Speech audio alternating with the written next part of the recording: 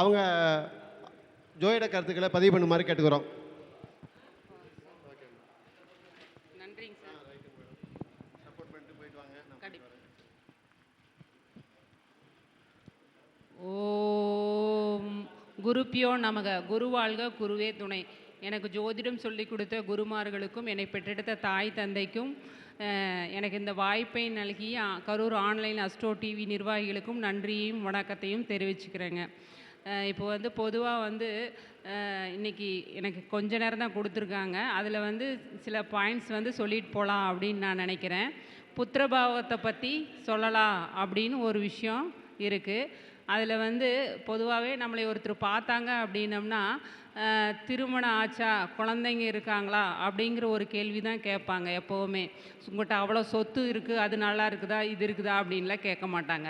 அதனால் எந்த ஒரு நபரை பார்த்தாலும் உங்கள் குழந்தைங்க நல்லா இருக்காங்களா, உங்களுக்கு எத்தனை குழந்தைங்க அப்படிங்கிற ஒரு விஷயத்தை தான் நம்மக்கிட்ட கேட்பாங்க. அதில் 5ஆம் பாவம் தான் குழந்தை அப்படிங்கிற ஒரு விஷயம். அதில் ஆண்களுக்கு முதல் குழந்தை 5ஆம் பாவமாகவும், 2வது குழந்தை 7ஆம் பாவமாகவும், 3வது குழந்தை 9ஆம் பாவமாகவும் நம்ம எடுக்கிறோம். பெண்களுக்கு முதல் குழந்தை 9ஆம் பாவமாகவும், 2வது குழந்தை 7ஆம் பாவமாகவும், 3வது குழந்தை 5ஆம் பாவமாகவும் நாம் எடுத்துக்கிறோம். இதில் பொதுவாகவே 5ல் குரு இருந்தால் காரகபாவனாசின்னு சொல்கிறோம். 5ல் பாவிகள் இருந்தால் புத்திரங்கள் லேட்டாகுன்னு நாம் சொல்கிறோம். அடுத்து நம்மளுக்கு குழந்தை கிடைக்குமா கிடைக்காதா அப்படிங்கிற ஒரு விஷயத்தில் 10ல் பாவிகள் அல்லது 10ல் ஏதாவது ஒரு கிரகம் இருந்தாலே நம்மளுக்கு குழந்தைகள் கண்டிப்பாக உண்டு அப்படிங்கிற ஒரு விஷயம் உண்டு. இதில் இன்னும் வர்க்க சக்கரத்துக்கு D7க்கு போனோம்னா அது விரிவாக நம்ம குழந்தை கிடைக்குமா கிடைக்காதா அப்படிங்கிற ஒரு விஷயத்தை நம்ம கண்டுபிடிக்க முடியும். அதில் அந்த லக்னத்தில் கேது மட்டும் இல்லாமல் இருக்கணும். கேது இருந்ததுன்னா புத்திர பாக்கியத்தை தடை பண்ணும். அடுத்து இன்னும் உள்ளே போய் விரிவாக நாம் பார்க்கணும் அப்படின்னா ஆண்களுக்கு பீஜ சுடம் போட்டு பார்க்கலாம், பெண்களுக்கு சேத்திர சுடம் போட்டு பார்க்கலாம். இன்னும் தெளிவாக நம்ம குழந்தை ரொம்ப தாமதமாகிட்டு இருக்குது அப்படின்னா இவங்களுக்கு ஆண்களுக்கு பீஜ சுடமும், பெண்களுக்கு சேத்திர சுடம் போட்டு நம்ம பார்க்கும்போது அவங்களுக்கு கண்டிப்பாக குழந்தை கிடைக்குமா கிடைக்காதா அப்படிங்கிற ஒரு விஷயத்தை நம்ம அவங்களுக்கு ஆய்வு பண்ணி சொல்ல முடியும். 2-3 வருஷம் 4-5 வருஷம் குழந்தை கிடைக்காம இருக்கிறவங்களுக்கு இதை போட்டு நம்ம ஆய்வு பண்ணி அவங்களுக்கு ஒரு குழந்தை பாக்கியம் இருக்குதா அப்படிங்கிற ஒரு விஷயத்தை நம்ம துல்லியமாக சொல்லிடலாம். இதில் பீஜ சுடம் போடும்போது கணவன் மனைவி இவங்க 2 பேர்த்தில் யாருக்கு பிரச்சனை இருக்குது அவங்களுக்கு அதற்குண்டான தீர்வுகள் கொடுக்கலாம். மருந்து மாத்திரைகள் சரி பண்ணலாம், ஆலய வழிபாடுகள் சரி பண்ணலாம். அவங்களுக்கு இந்த பிரச்சனை இருக்குது அப்படின்னு அதன் சம்மந்தமான தீர்வுகளை நம்ம கொடுக்கும்போது அவங்களுக்கு ஒரு நல்ல வழிபாடு கிடைக்கும். இதில் ஆண்களுக்கு சுக்கிரனோட டிகிரி, குருவோட டிகிரி, சூரியனோட டிகிரியை எடுத்து நம்ம கூட்டி 360க்குள்ளே வந்துச்சுன்னா அது காலபுருஷ தத்துவப்படி அது எங்கே வருதோ அந்த வீட்டில் அமைக்கணும்.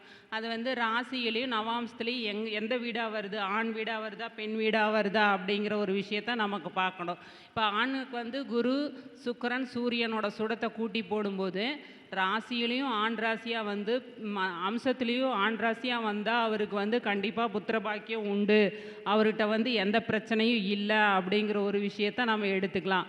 அடுத்து ராசி பெண் வீடாக அம்சமும் பெண் வீடாக வந்துருச்சுன்னா அவருக்கு ஆண் வீரியம் இல்லை, அவருக்கு பிரச்சனை இருக்குது, கண்டிப்பாக புத்திர பாக்கியம் இல்லை அப்படிங்கிற ஒரு விஷயத்த நம்ம சொல்ல முடியும். அதே போட்டு பார்க்கும்போது ராசியில் ஆண் வீடாகவும் அம்சத்தில் பெண் வீடாகவும் அதே அப்படியே மாறி வந்தது அப்படின்னா அவர் மருந்து மாத்திரை பரிகாரங்கள் ஹோமங்கள் செய்து அவருக்கு குழந்தை பாக்கியத்தை கொடுக்க முடியும் அப்படிங்கிற ஒரு விஷயத்தை நம்ம எடுத்துக்கலாம். இதே பெண்களுக்கு சேத்திர சுடம் போட்டு பார்க்குறோம். சேத்திர சுடத்துக்கு என்னென்ன கிரகத்தை பார்க்கணும் அப்படின்னம்னா அவங்களுக்கு கலஸ்திரகாரனான செவ்வாயும், புத்திரகாரனான குருவும், பெண்மைக்குரிய கிரகமான சந்திரனோட டிகிரியை 3ஐயும் கூட்டி நம்ம போடுறோம். 360 பாகைக்குள்ளே வந்தால் அது எந்த ராசியில் வருதோ அதை போடுறோம்.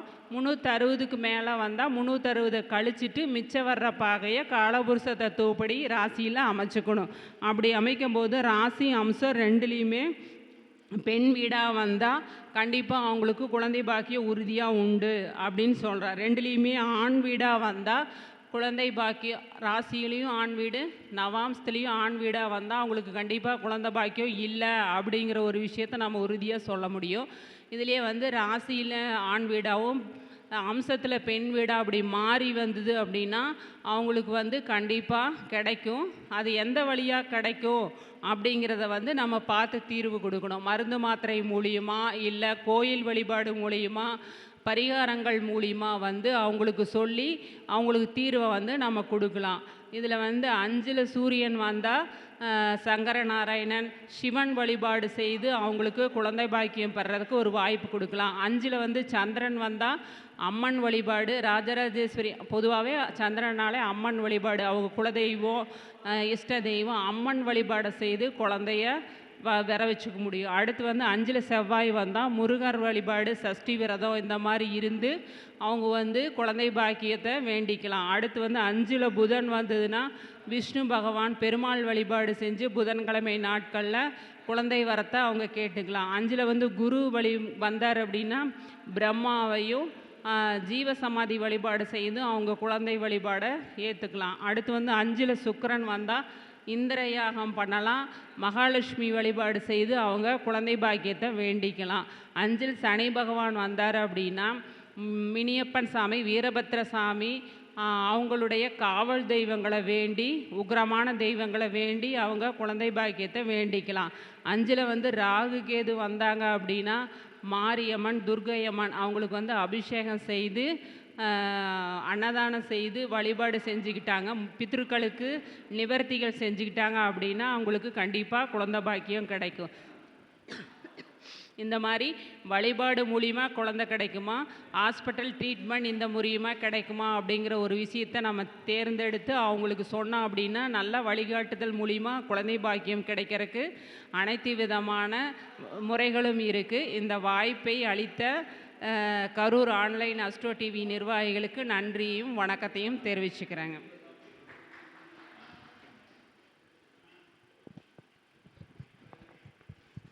திருப்பூரை சேர்ந்த சுதா மேடம் அவர்கள் குழந்தை பாக்கியம் எப்படி பார்ப்பது என்பது பற்றி பல்வேறு ஜோதிட கருத்துக்களை நமக்கு தெளிவாக வழங்கியுள்ளார்கள். அவருக்கு அதுக்கத்திய ஜோதிட நிறுவனத்தின் சார்பாக நெஞ்சார்ந்த நன்றியை தெரிவித்துக் கொள்கிறோம். நன்றி, வணக்கம்.